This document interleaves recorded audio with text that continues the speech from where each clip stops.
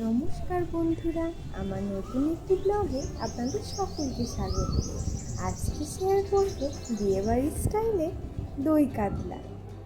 তার জন্য প্রথমেই মাছের পিসগুলোকে নুন হলুদ মাখিয়ে রেখেছি। আর মশলার জন্য যেটা প্রথমে লাগবে তা হচ্ছে কাজু, মগজ, পোস্ত, টমেটো এবং কাঁচা লঙ্কার একটি পেস্ট। প্রথমেই মাছগুলোকে ভেজে তুলে রাখতে হবে। তেল গরম হয়ে আসলে একে একে মাছের পিসগুলোকে হালকা ভেজে তুলে নেবে।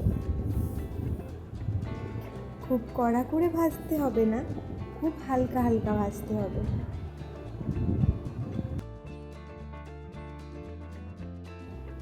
দুপিট উল্টে ভাজা কমপ্লিট হয়ে গেলে তুলে নেবে।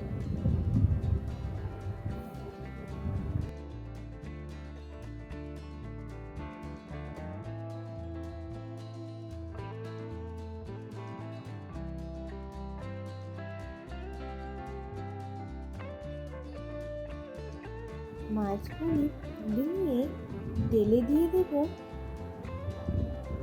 গোটা গরম মশলা।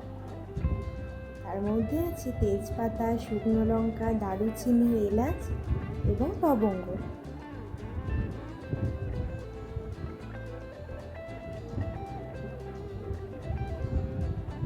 এবার আদা এবং রসুনের পেস্টটা দিয়ে দেব।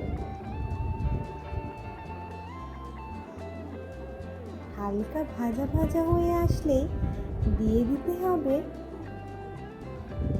আদা, হলুদ গুঁড়ো, লঙ্কা গুঁড়ো, জিরে ধনে গুঁড়ো এবং স্বাদ মতো লবণ।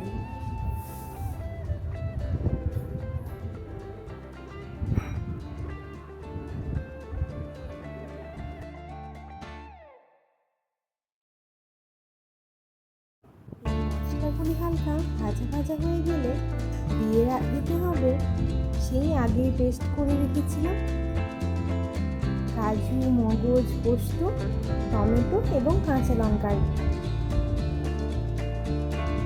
মিশ্রণটা।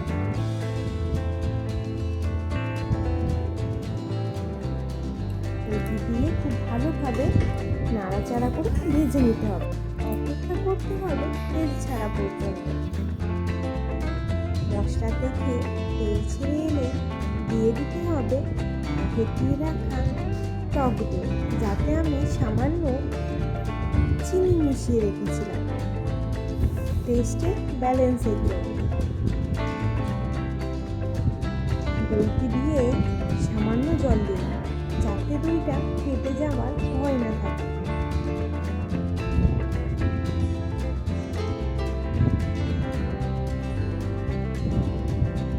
খুব ভালোভাবে মিশ্রণটিকে একে অপরের সাথে মিশিয়ে নিতে হবে। ভালো না মিশলে দইটা ফেটে যাবার ভয় আছে।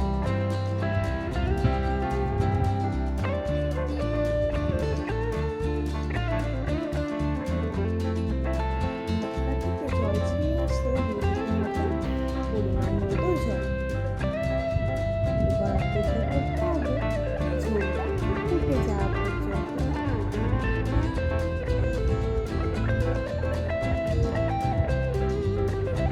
আপনারা পরিমাণ মতো জল দেবেন, কতটা ঝোল রাখতে চান।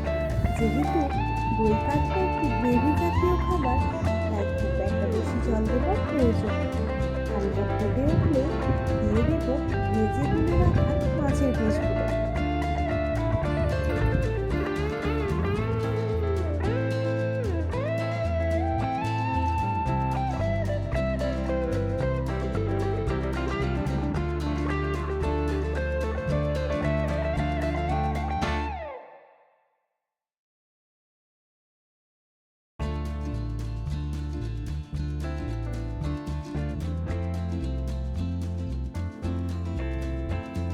গ্রেভিটা হালকা মরে গেলে আর মাছগুলো ফুটে নরম হয়ে গেলে তৈরি হয়ে যাবে বিয়েবাড়ির স্টাইলে দই কাতলা।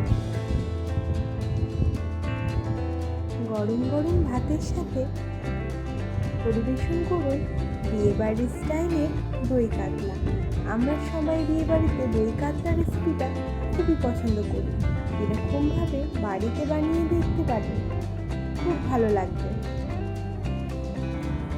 আর এরকম সহজ ভিডিওর জন্য সাবস্ক্রাইব করতে ভুলবেন না কিন্তু।